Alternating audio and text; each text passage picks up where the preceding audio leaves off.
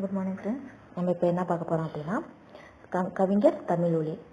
அவர் எழுதின பாடல் வந்து 9th ஸ்டாண்டர்ட் தமிழ் புக்கில் இருக்குங்க, பட்டமரம். ஸோ அவரை பற்றி இப்போ பார்ப்போம். கவிஞர் தமிழொலி வந்து புதுவையில் வந்து பிறந்திருக்காரு.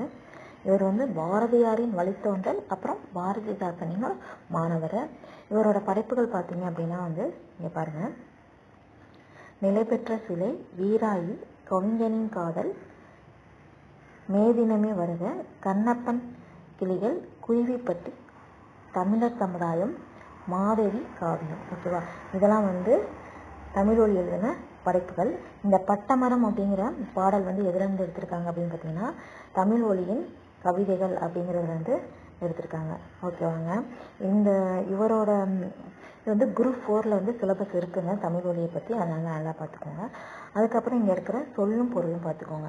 குந்த அப்படின்னா உட்கார, கந்தம் அப்படின்னா மனம், மிசைனா மேல், விசனம் அப்படின்னா கவலை. அதே மாதிரி இலக்கண குறிப்பு வருங்க. வெந்து, வெம்பி, ஏவி அப்படின்னா வந்து வினை எச்சங்கள். மூடு பணி அப்படிங்கிறது வினைத்தொகை. ஆடுங்கிளை அப்படிங்கிறது வந்து பெயரற்ற தொடர். நல்லா பார்த்துக்கோங்க. இதில் வந்து கண்டிப்பாக குரூப் 4ல் வரும். தேங்க்யூ.